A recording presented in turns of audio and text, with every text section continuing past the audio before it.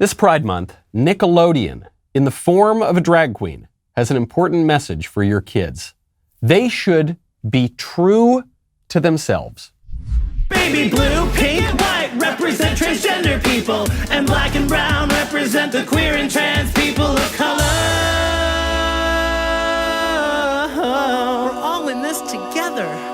So wave that pride flag way Never up forget. high. Go big, be kind, be you. Doesn't it just fill you with pride? Showing who you are on the inside. Never have to hide yourself away. There's a place for you. Doesn't it just fill you with pride? Loving who you are on the inside. Wave that pride flag up high. Be true to you. Be true to you. You need to be true to you. That absolutely horrifying image. But of course, that's preposterous. You should not be true to you. You should be true to the truth, which is not you. It's actually outside of you. When you and the truth are in disagreement, you should go with the truth. But unfortunately, the truth is basically forbidden these days. On COVID, on nationhood, on human nature itself. I'm Michael Knowles. This is The Michael Knowles Show.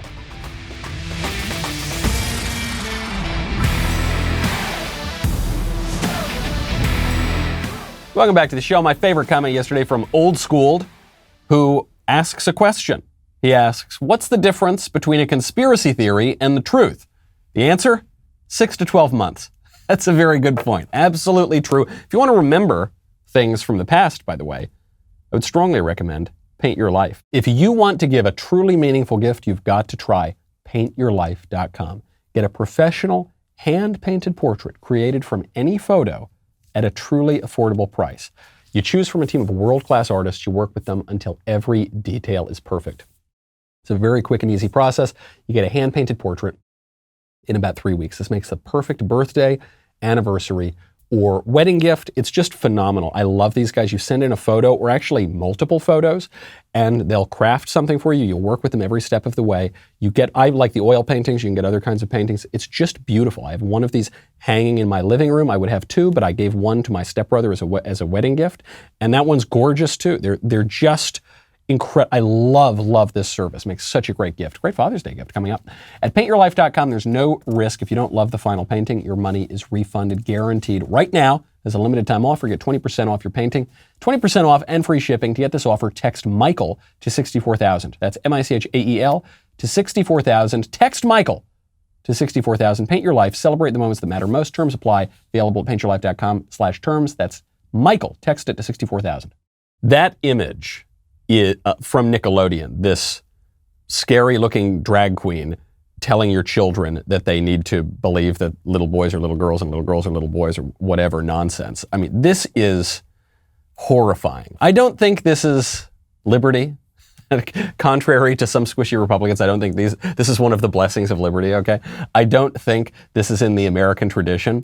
But if it is, man, count me out. Something has gone wrong here if this is what we are showing children. And it comes down to not even this question of sex. It comes down to this question of truth. What is the truth? What is our relationship to the truth? What should we do when our views and preferences and the truth come into conflict? Who do we go with? Do we go with ourselves or do we go with the truth? It's not just the gender radicals that are making demands on the truth. It's the scientists as well. Dr. Fauci, he's getting attacked all over now because he's been exposed as lying and deceiving and just being flat out wrong about a lot of things through the release of his emails and through other mechanisms. And he's punching back at his critics. He should be fired because he, in the beginning, changed his mind about masks. Well, okay, so let's go back early on with the masks, and let's take a look at that. At the time that we were saying we shouldn't be wearing a mask, there were three factors that were going on. A, there was thought to be a shortage of masks. B, there was no evidence that masks worked outside of the context of a hospital. I wear a mask when I'm seeing patients with respiratory disease that could be transmissible like tuberculosis, a well-fitted N95. Thirdly, we were not aware of the extent of asymptomatic spread. So we said you don't really need to wear a mask. As a scientist, as a health official, when those data change, when you get more information, it's essential that you change your position because you've got to be guided by the science and the current data. That issue with masks is people want to fire me or put me in jail for what I've done, namely follow the science. Weak sauce, buddy. He's a pretty slick politician, Dr. Fauci. Don't forget, if you're in public health, you're half scientist, half politician. The health is the science, the public is the politics. But this just does not hold up at all. He makes three claims here. We'll get to the first one last, because that I think shows you how silly his argument is. The second claim he makes is that we didn't know if masks would work outside of hospitals. We thought that masks only work inside buildings called hospitals. But if you took that same mask into a building called a school or a movie theater, then it wouldn't work. Because of the magical walls of the hospital? What on earth? Either the masks are going to work at preventing transmission, either leaving the body or going into the body, or they're not. The magical walls or the magical name of the building as compared to other buildings isn't going to change that. He's trying to distract from the question of do the masks work to what buildings are we going to wear them in? But that's completely unscientific. That's illogical. It doesn't make any sense. Then he says, we didn't look. The reason I told all you stupid sheep not to wear the masks is because we did not know the extent of asymptomatic spread. Okay, so look, obviously there are studies saying that the masks work, and there are a lot of studies that say the masks don't work. There's studies that say that asymptomatic spread is a gigantic problem. There are studies saying asymptomatic spread really isn't much of a problem at all. Regardless of those studies, though, you're telling me, Dr. Fauci, that you didn't know the novel coronavirus that shut down the world. You didn't know the extent of asymptomatic spread, so you erred on the side of recklessness? You didn't err on the side of caution. You didn't err on the side of, let's watch out in case asymptomatic spread is a big problem. You erred on the side of, oh, don't worry, it's not a big deal, you dumb sheep, go out and lick telephone poles. That's what you're telling me? I don't think that's true, because at the same time you were saying that, you were saying 15 days to slow the spread, stop your lives, stop going to work. I think actually it has much more to do with the first argument that he's trying to make, to debunk his critics. But the first argument actually proves that his critics were completely right. Because he says, look, the reason I switched my opinion on the masks, you sheep, is because I believe there was a shortage of masks. Whoa, hold on. So you're telling me that your professed opinion about the masks, actually, your opinion on the efficacy of the masks had nothing to do with what you thought about the efficacy of the masks, and it had everything to do with who you thought deserved the masks. Right? He's saying, and he's actually said this almost verbatim, I wanted to preserve the masks for the healthcare workers, not for you dumb peasant sheep. Right? He's almost verbatim, not quite. A few words here, I've taken some liberties. That's a political stance. It's not only is it not scientific, it's actually worse than that. He was lying to you. According to what he's saying right now, he was lying to you about his opinion on the efficacy of the masks so that he would persuade you not to wear the masks, even though he thought the masks were good, because he wanted to save those good masks that he thought were effective for his buddies in the healthcare industry. That's much worse. But regardless, clearly, in his own line of thinking, the science did not change so much as the politics changed. And when he found out there were enough masks for all you peasant sheep, then he told you they were effective and that you should wear them, and actually you had to wear them. So he comes out swinging against his critics in a very impotent way, a way that might, if you're just listening to a fast-talking politician, you're not paying very close attention, probably you wouldn't hear how hollow his argument is and actually how he's actually undermining his own argument. But then, after he's striking out at his critics, like me, I've noticed he also tries to temper his voice now. He tries to sound a little less Brooklyn-y. But you're not going to escape, Dr. Fauci. That's your voice, my friend. So not only does he strike back at the opponents, then he goes on Chelsea Clinton's podcast to play the victim. How do you think we rebuild trust in science, and especially trust in vaccines and vaccinations? That is something that is not going to happen easily, Chelsea. I think that we may have to find ways, and that's a complicated issue, as you all know probably better than I do. It's a complicated issue of how you heal the differences and the hostility.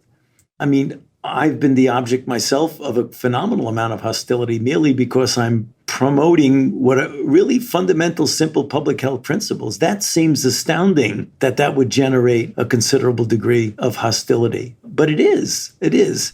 But it is. What did I do? I just lied to you? I just, by my own admission, lied to you, stupid peasant sheep, and shut down the whole world for no reason? Why are people upset at me? It's just a basic public health principle. First of all, actually, before we get into Dr. Fauci's argument here, I need to make the observation. Chelsea Clinton has a podcast? I am calling for a complete and total shutdown of all podcasts until we figure out what the hell is going on. Chelsea Clinton does not need a podcast. Nobody is asking for that, okay? It's gone too far. All right, I say this as I have a podcast, obviously. You're listening to that podcast right now. It's too much, guys. There's too many. If Chelsea Clinton has one, that's it. We gotta pull the plug. We gotta shut it down, okay? Back to Dr. Fauci's argument. He's made this point elsewhere, and actually I go into great length on this point. In my upcoming book, Speechless, Controlling Words, Controlling Minds, available now for pre-order. The ding came in even before I said it. That's how used to this we are getting. Thank you, by the way, to everyone who has pre-ordered that book.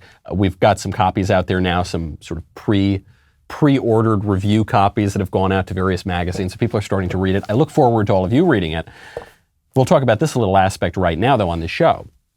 Dr. Fauci said, almost in these words, I'm paraphrasing only slightly, I have never had a political opinion that I have made public in my life. I just focus on the science. Now, this is incoherent. It just shows that he knows less about politics than he does about science. Significantly less, actually. Anything this man does in his professional life is political because he's in a public role, and that's what public means. Moreover, when he says, wear the masks, that's a political statement. Even further, when he says some people should get the masks and other people should not get the masks, that's a political statement. But what he is representing is something the left has done for 100 years, which is redefining politics out of politics, saying that you cannot have a legitimate disagreement. It's just Dr. Fauci. It's just follow the science. We got to shut down the world? Well, that's just the science. Sorry, we have to. We've got to put you out of business? Well, that's just the science. We got to shut down your church, but we got to keep the marijuana shop open? Well, look, that's just the science. Okay, we've just got to do that. It's not, of course, it's politics. But what they are saying, and you're hearing this louder and louder on issue after issue, not just here on COVID, but on immigration, on abortion, on transing the kids. We're being told it is not acceptable for you to have a political opinion. If your opinion contradicts Dr. Fauci, then unfortunately, you've got to go with Dr. Fauci. You've got to go with the established science. Now, what's good is the Republican lawmakers are fighting back because Dr. Fauci, he'll go on all these shows and he'll play the victim to the world's smallest violin and he'll yell and scream about Rand Paul or whoever, those of us in the media who have criticized him. But he won't answer one really tough question that Republican lawmakers are nailing him on. Makes me feel so, got my blood pumping to get ready to just absolutely hammer Dr. Fauci on this point. You know what else gets my blood pumping?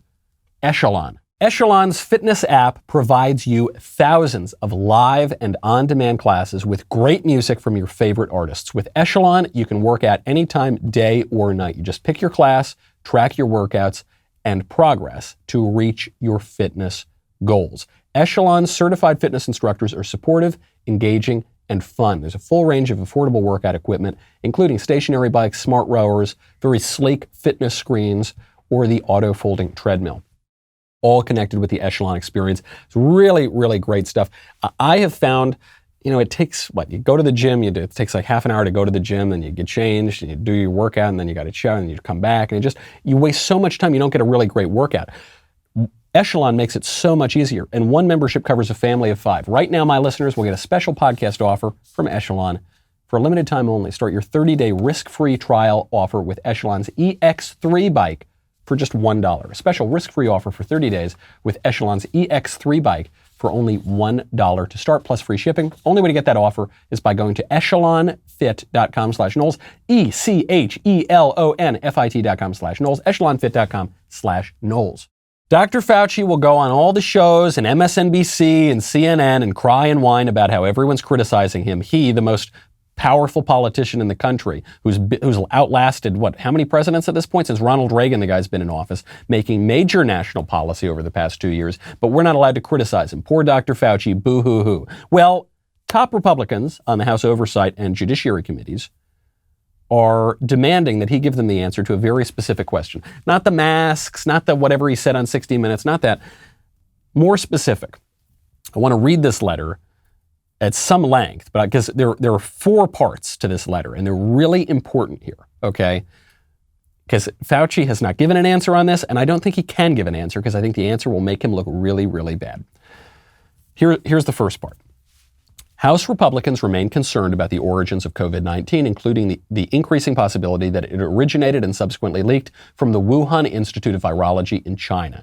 At a 2012 conference entitled Gain-of-Function Research on HPA1, HSN1 viruses, you said, quote, what historically investigators have done is to actually create gain-of-function by making mutations, passage adoption, or other genetic techniques, such as reverse genetics. So I'm going to pause there. First part is, because there's a big debate, did Dr. Fauci, did the NIH support gain-of-function research? Gain-of-function research is very controversial. It's where you beef up naturally occurring viruses to make them deadlier, to make them more transmissible. Why on earth people would do this? Well, I don't know, to create bioweapons, I guess. I mean, there's very little function beyond that. Now, what Dr. Fauci has said when he's defended this research is, no, it's actually good because then we learn how to protect against the insane viruses that we're making. And you think, well, just don't make it in the first place. Okay, so the first thing they're establishing in this letter is, this is what gain-of-function research is in your own words. This is what it is. This is how you make it. Okay, they go on. In 2014, you, through the National Institutes of Health, awarded EcoHealth Alliance a grant entitled Understanding the Risk of Bat Coronavirus Emergence. This grant allowed EcoHealth to, quote, test predictions of coronavirus transmission using reverse genetics. Stop there. You're denying, Dr. Fauci, that you have anything to do with funding this kind of research and the gain of function and the bat coronavirus is okay. Here's your definition of what gain of function is. Here is a grant that you guys awarded for this kind of research. Third part, funds from this grant were subsequently awarded to the Wuhan Institute of Virology. Using your own definition, it appears that the NIH funded gain-of-function research at the Wuhan Institute of Virology. Okay. You see, very methodical here. Dr. Fauci has outright denied not only did we not fund this kind of research, we certainly didn't fund this kind of research at the Wuhan Institute of Virology, the kind of research that almost certainly is the cause of shutting down the entire world and curtailing a lot of our political rights and upending global economies and societies for the past year and a half. The House Republicans are proving, no, you did that. According to your own definitions, you did that. And then finally, on May 11th, 2021, while testifying under oath, you stated the NIH has not ever and does not now fund gain-of-function research in the Wuhan Institute of Virology. This appears to contradict your 2012 statement regarding gain-of-function research and the Wuhan Institute of Virology. Nailed him. Got him. That's it. You know, we focus on the things he's said in public and the masks and the things that really impact us day in and day out. Okay, and then he tries to weasel his way out of it. Weasel your way out of that, buddy. I'm so glad that the House Republicans have put this out there. He's not going to answer it, and this is going to get buried in the media. Don't let them bury it. Remember it. Save this clip. Save this video. They got him on it, and there need to be consequences for that. Is it lock him up, throw him in jail? I don't know. I don't know if he committed a crime. I suspect he actually didn't commit a crime. I suspect we just have stupid rules in this country and stupid bureaucrats running our world in a way that shuts down the whole thing. I mean, I think it was, who was it? It was some very famous conservative who said that modernity is bureaucracy tempered by incompetence. And that's what Dr. Fauci's giving us. But surely there needs to be a professional consequence for this. Surely the man must be fired. Who is defending the truth? Who is the science? Who is defending the truth? Certainly not our schools. At the very least, schools should be defending truth, right? But no, the kind of incompetence that we're seeing from Dr. Fauci and we're seeing from the broad public health establishment that not only is terrible at its job, but actually doesn't even know what its job is. Can't even make sense of the distinction between science and politics. Well, starting in schools. There is an elite middle school in New York City right now. It's the Lab Middle School. Very, very well known to New Yorkers. This middle school is getting rid of leveled math courses. You remember this when you were in school. Certainly high school, middle school, even elementary school. Some kids are just a little smarter than other kids. Okay, that's just a fact. It's a natural fact, and you can either encourage people's strengths and talents, or you can discourage people's strengths and talents. And for the history of education, we have encouraged people's strengths, right? If you're good at math, you're going to be in the enrichment math class. If you're good at some language, maybe you'll be in the advanced language class. You're good at history, you'll be in the advanced placement history class. But this creates a real problem for our egalitarian democracy of equity and whatever slogan they have today, because that means that the slower kids are not going to be in that class. It's going to create a sort of hierarchy. It's going to create gradations, okay? And heaven forfend if members of a certain group are in one class and members of another group are in another, especially if this involves sex, and most especially if this involves race. If all those Asian kids are in the math class, oh my gosh, that's wrong. It's bigoted. Because what happens if there are disproportionately more white and Asian kids in the advanced math class? And what happens if there are disproportionately less, say, black or Latino or any other kind of kid in those classes? Well, now this is an issue of white supremacy, and including the Asians. Somehow the Asians are white, I guess. And this is a matter of bigotry, and we've just got to get rid of the classes. They haven't given an explanation for why they're doing it, but they're doing it at this school. And you're seeing this happen more and more. When I was in school, we had valedictorians. When I was in school, we had class presidents. I don't know. When I was in school, we had these sorts of distinctions between people. And then I started to notice after I graduated, they started to get rid of these things at many, many high schools, many other schools, colleges, middle schools. No longer are there valedictorians at many schools, because if someone's a valedictorian, then a lot of people are not the valedictorian. And that's going to make people feel bad. And it's probably unjust, you know. If someone's the class president, someone else isn't. And that's not fair, right? What we're seeing is reminiscent of a story by Kurt Vonnegut called Harrison Bergeron, which it's actually been quite a while since I've read it. The premise of the story is, in this dystopic future, you've got a world in which everybody needs to be brought down to the lowest common denominator. It's not that some people do really well, and so we're going to try to bring people up and encourage other people to have either that same talent or other talents and encourage diversity, right? No. Everybody has to be handicapped. Everybody has to be crippled. Everybody has to be brought down to the lowest possible level, and that way we will have equality. This is a distinction between modern liberalism and classical conservatism, call it. Okay. In the classical conservative view of things, there is excellence. And some people are going to have greater excellence than others, and some people are going to have greater talent at some things than other things. You know I look like a hulking football player, but actually that isn't where I am most excellent. But I have other talents, and so do you, and so does everybody, and those are the sorts of things we encourage. There is virtue. There is order. Some people are going to be picked first for the baseball team. Some people are going to be picked last for the baseball team. Some people are going to do very well on their SAT. Some people are not going to do very well on their SAT. And it's not because of injustice exactly. It's not because of the systemic problem. It's just because, you know, some people are a little smarter. Some people are a little taller. Some people have a little bit more muscle. We're not all exactly the same. But modern liberalism is leveling, degrading, egalitarian. Equity is the name of the game. Not even just on sports or something. Not even just in terms of the math classes. Not even just within the sexes. But actually, men and women, we are told with a completely straight face by these leveling, equity-obsessed modern libs, men and women have to be exactly the same. When a man puts on a dress and runs a track race, there is nothing unusual about that. And one should not find anything wrong with that. And because the girls have just the same chance, because men and women are exactly the same. Oh, the man wins every single time? Well, he's a woman, so there's nothing surprising here. It's so degrading, and they do it in the name of justice, but of course it results in a great injustice. Now, Ben will be talking about our beautiful, wonderful genius experts today, whom he refers to as self-serving idiots. Fair enough. I think he's actually going a little light on them. But yes, that's true. Check out Ben's show.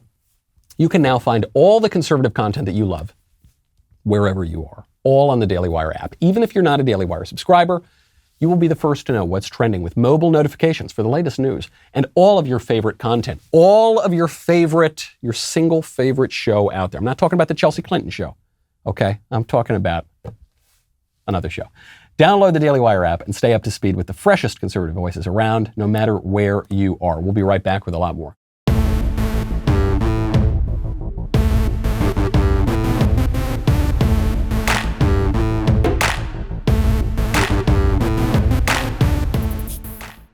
Radical egalitarianism is the name of the game these days. Equity is the term. But it's not equity to bring everybody up.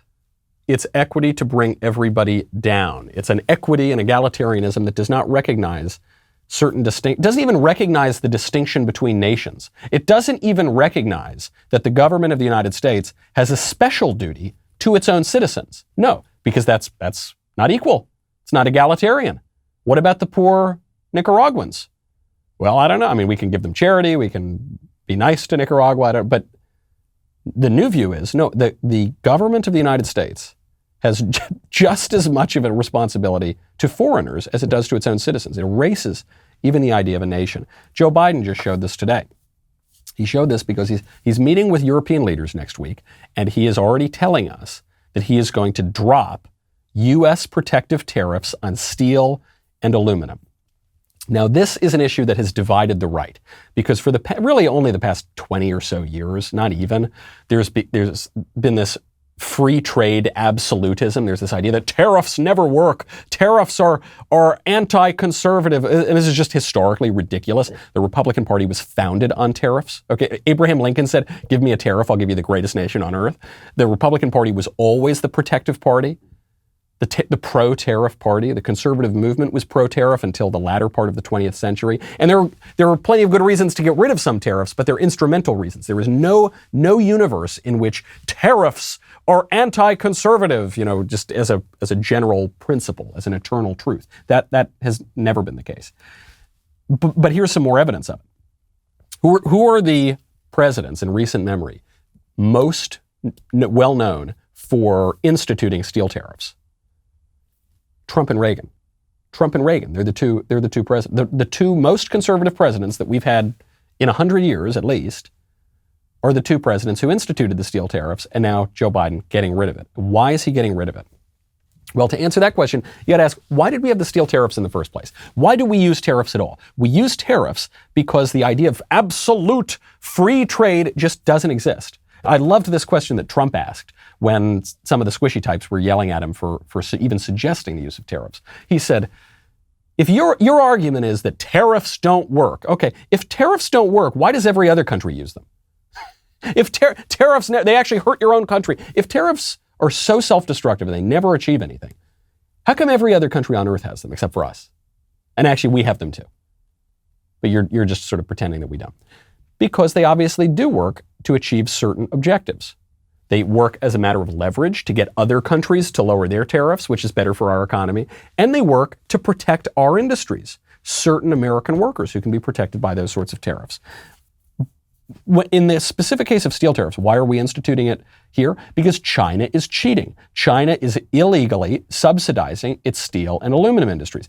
China's share of global crude steel production increased in the year 2020 from 53.3% to 56.6%.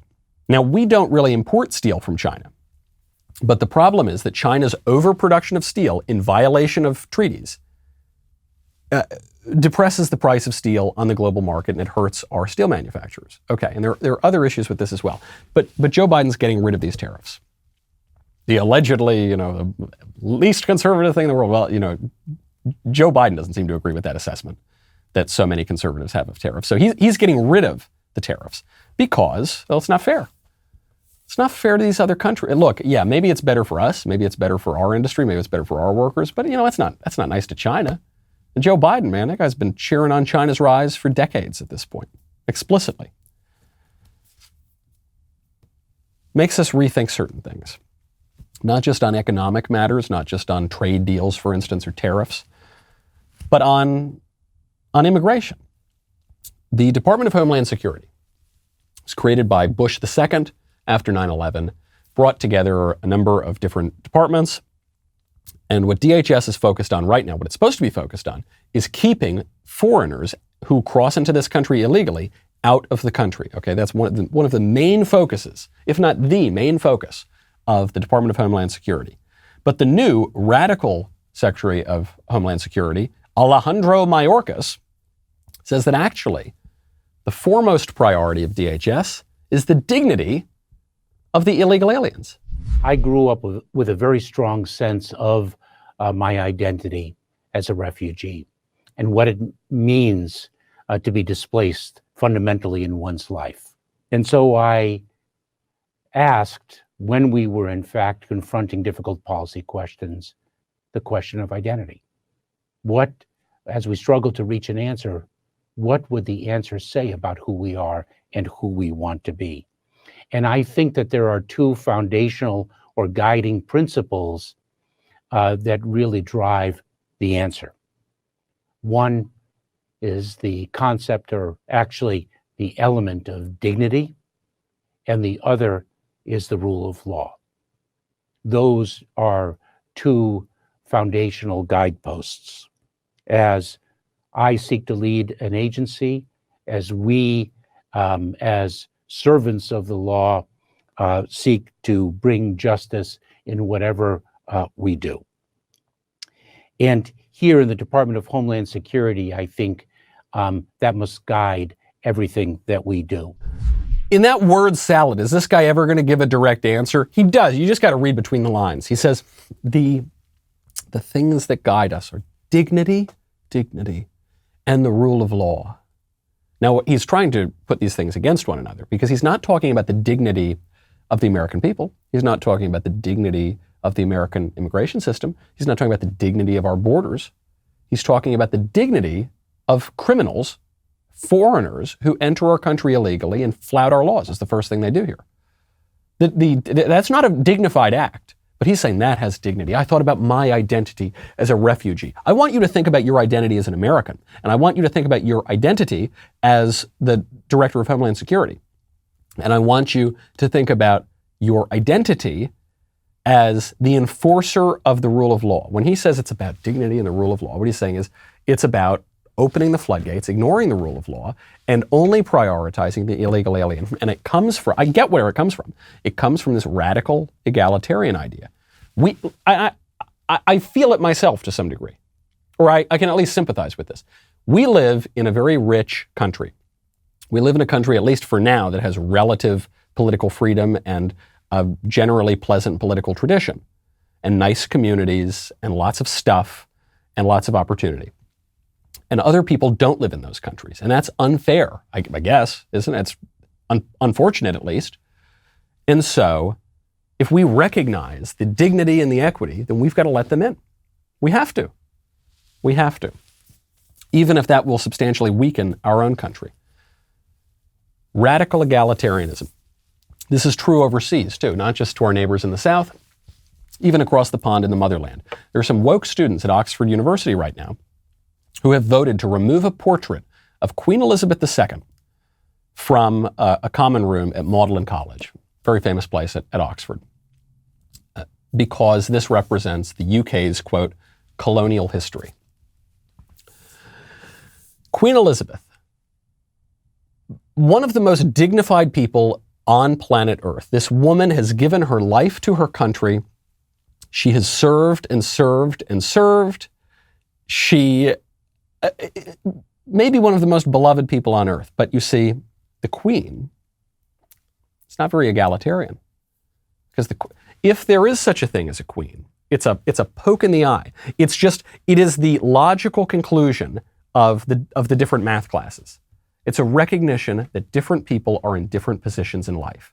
And everybody is not going to be in exactly the same position. You can try, by the way, and the only way you can try is just by bringing everybody down lower and lower and lower, which is what they're trying to do, but you're still not going to get it. Some people are still going to be better at math. Some people are still going to be born with certain privileges. We're all born with certain privileges. Some people are still going to be born with certain disadvantages. To some degree, you must accept your lot in life. You must reconcile you. But we can't do that. Even at the question of nature, we have now cartoons and kids networks telling kids, you don't have to accept anything about your lot in life, including your biology, including nature. You can break that too. You see here, so very often in this country, we try to posit liberty, emancipation and equality as opposites. The way that the political debate has worked for a long time in this country is that the right stands for liberty and the left stands for equality. And these two things are in conflict with one another. But actually, they both work together quite well. The goal here for the radicals, for the liberals, even the liberals on the right, is this perfect utopian equality. And the way that we're going to get that equality is by emancipating, liberating people from their conditions. That's why you hear this talk of liberation so much on the radical left, even among communists, right? Even among actual Marxists. That is the ultimate liberation that comes at the end of the line here. But reality reasserts itself. Reality comes back in the end. There's a poll, speaking of our friends across the pond, the majority of Britons support a ban on migrants seeking asylum. So we're talking about even people seeking asylum, safety plea. This is what we're told now is all immigration is people fleeing political persecution, but they're not usually economic migrants. But the majority of people in Britain support a ban on migrants seeking asylum. A ban, an outright ban, according to this poll. Do you think that the government of Great Britain is going to follow that? No. But hold on a second here. I thought that we had to defend democracy. I thought we had to channel the will of the people. All this talk about our democracy, which Angelo Codevilla points out is actually just the elites referring to their oligarchy. Our democracy means their oligarchy. What about our democracy? Well, our democracy in Great Britain says ban the migrants. They won't do that. The radicals don't particularly care for democracy. There's another poll here in the United States. Majority of voters in the United States support abortion restrictions after 15 weeks. This was a poll released by the Susan B. Anthony list. Found the majority of likely voters support these sorts of restrictions. Do you think that the Supreme Court will recognize our democracy? No, they're going to actually insist on a fictional constitutional right to abortion they made up in between the penumbras and the emanations. Do you think even our legislators, do you think even our Republican legislators, many of them, are going to care about our democracy here on the abortion restrictions? I don't. I don't think they care about our democracy at all. I think the left is actually quite antithetical to our democracy. There's another poll. You know how much I love polls. I don't really buy polls, but when they support my opinions, I'll cite them. There's a poll that shows, just out now, shows that liberals are more likely to unfriend people over politics on social media and in real life. Quote, Democrats are twice as likely as Republicans to report having ended a friendship over a political disagreement. 20% of Democrats said they've ended a friendship over a political disagreement compared to 10% of Republicans. This is a survey from the American Survey Center. It also found, quote, political liberals are far more likely than conservatives are to say that they are no longer friends with someone due to political differences, 28% versus 10% respectively. And then when you focus just on women, the number gets even more insane. 33% of liberal women have, quote, stopped being friends with someone because of their politics. Well, what about our democracy? What about hearing all voices? What about inclusion and diversity? Of course, they don't believe in any of these sorts of things.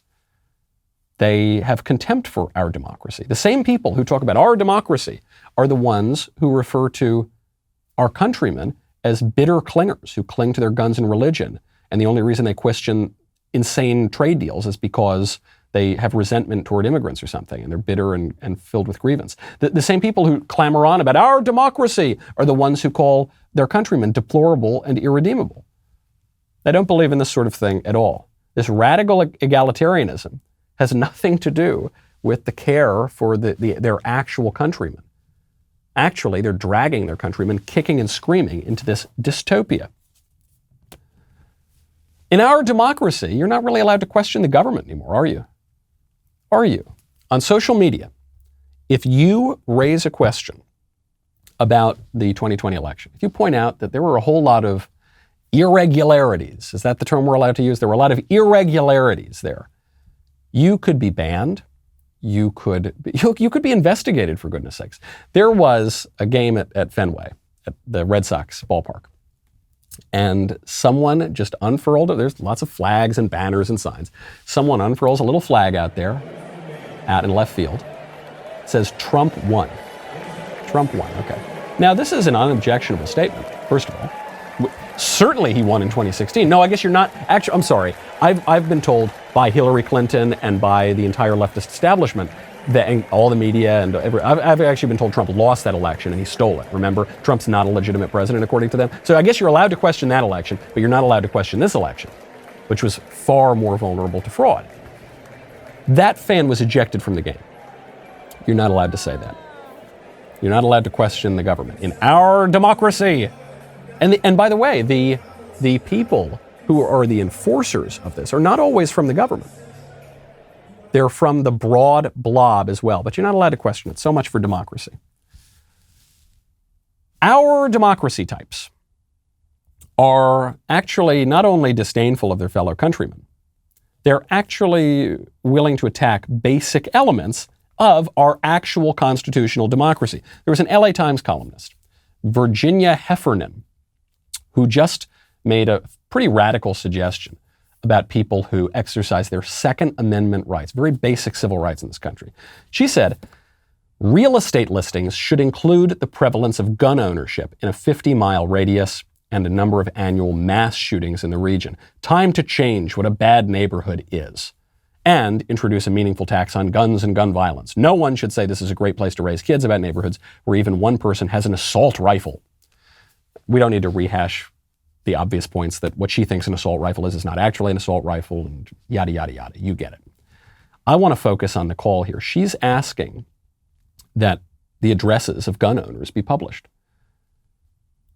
making them targets for burglary, making them targets for ostracism, making them targets for violence, for exercising a very basic right. The Journal News, actually, where I grew up in New York, did this some years ago. They published lists of the addresses where gun owners live, the places that these gun owners are. I don't even just want to focus on that.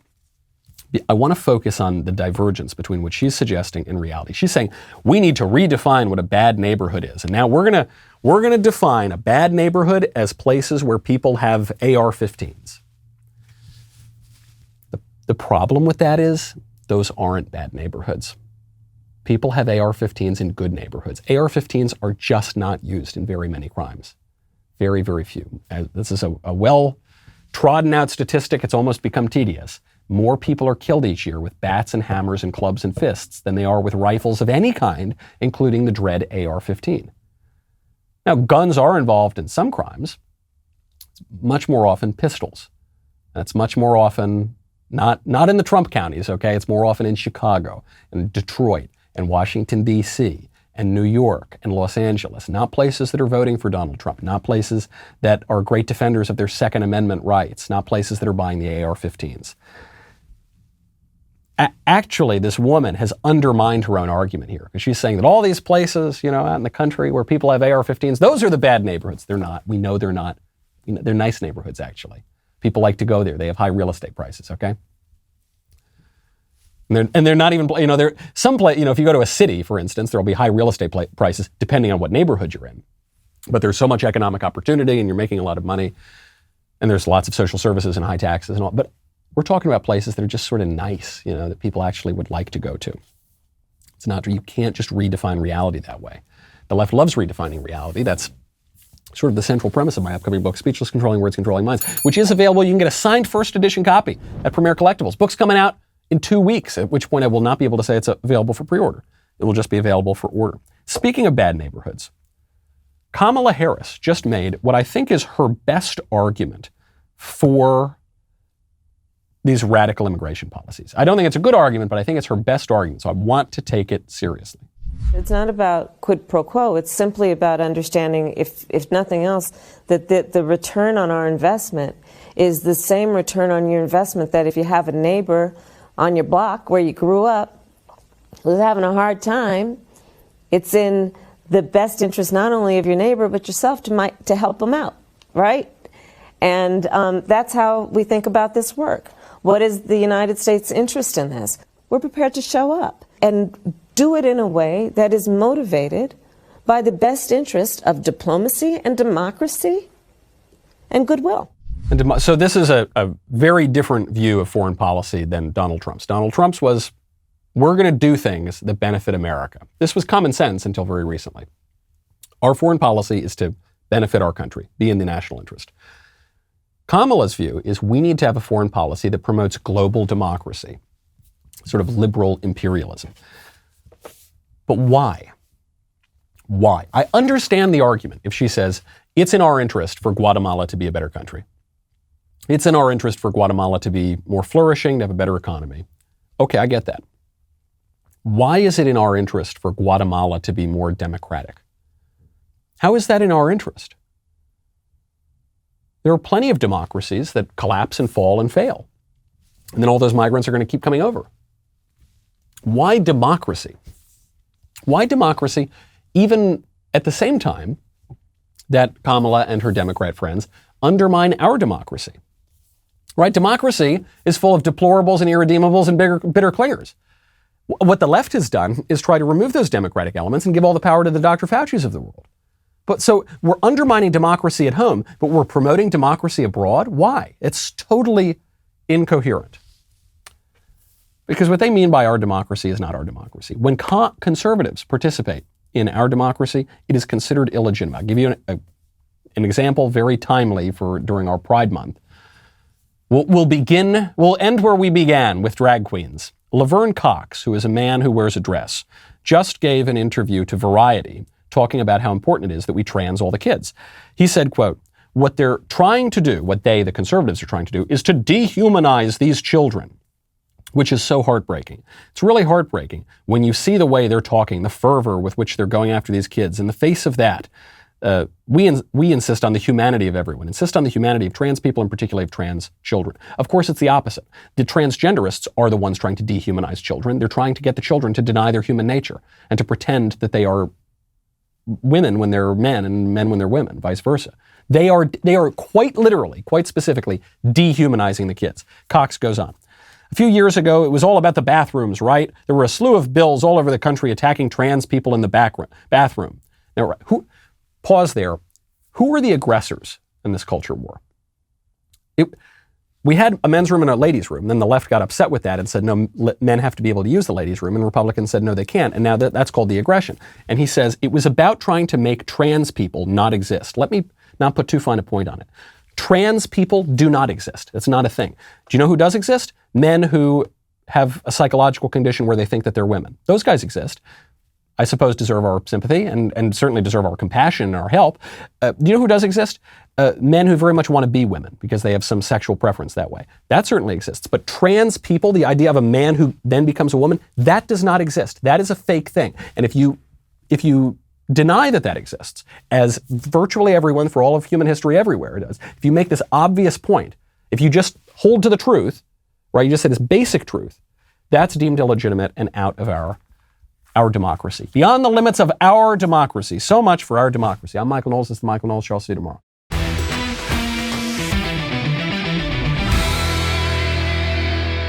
The Michael Knowles Show is produced by Ben Davies. Executive producer, Jeremy Boring. Our technical director is Austin Stevens. Supervising producers, Mathis Glover and Robert Sterling. Production manager, Pavel Vidovsky. Editor and associate producer, Danny D'Amico. Audio mixer, Mike Coromina. Hair and makeup by Nika Geneva. And production coordinator, McKenna Waters. The Michael Knowles Show is a Daily Wire production. Copyright Daily Wire 2021. Today on The Ben Shapiro Show, our journalisming experts blew it yet again on a major story targeting President Trump. Dr. Anthony Fauci declares that attacks on him are attacks on science. And even the White House is now disappointed in Kamala Harris. That's today on The Ben Shapiro Show. Give it a listen.